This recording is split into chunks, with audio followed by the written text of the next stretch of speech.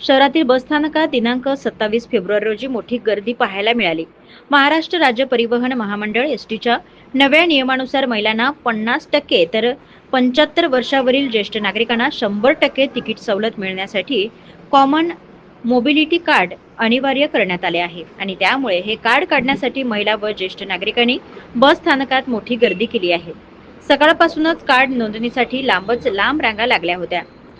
तडाखेबाज उन्हात तासनतास उभे राहूनही नागरिकांना कोणतीही दिलासा देणारी व्यवस्था नसल्याचे चित्र दिसून आले आणि विशेषतः मोठ्या संख्येने ज्येष्ठ नागरिक रांगेमध्ये उभे असल्याने त्यांना प्रचंड शारीरिक त्रास सहन करावा लागत आहे.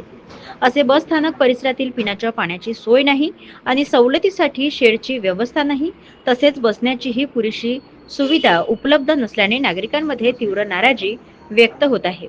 अनेक महिलांनी व ज्येष्ठ नागरिकांनी प्रशासनाकडे तत्काळ आवश्यक सुविधा उपलब्ध करून देण्याची मागणी केली आहे आणि या दरम्यान संबंधित विभागाने या वाढत्या गर्दीची दखल घेऊन स्वतंत्र काउंटर, पिण्याच्या पाण्याची व्यवस्था व सावलीसाठी तात्पुरती शेड उभारावी अशी मागणी नागरिकांकडून जोर धरू लागली आहे.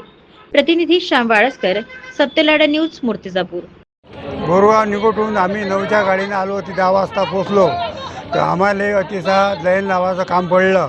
लाईन लावल्यानंतर पाण्याची सोय नाही, काही नाही. तर ते 0 बजेटचे आम्हाला ते हे काढावं लागते. आता कार्ड म्हणून लाईन लावली, बसायला सोय नाही. अतिशय आमचे सरे येले उन्हाळे. कशाचे कार्ड?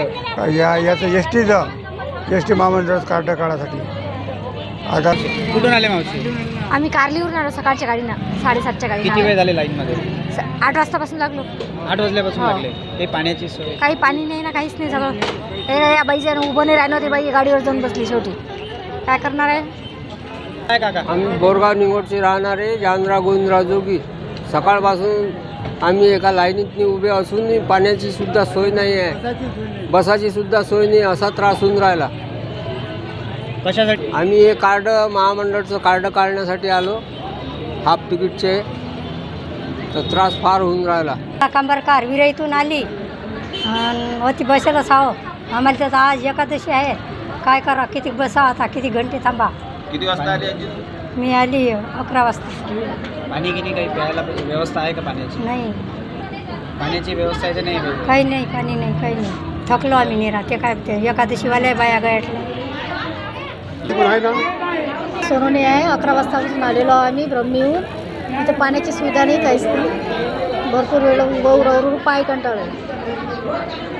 ते असं 10 वाजता उभं आम्ही एकसारखं खेळवून आलेलो. एक तर व्यवस्था पाण्याची नाही आणि बसण्याची नाही. बसण्याची पाहिजे, दुसरं पाणी बसणं हे तरी पाहिजे ना.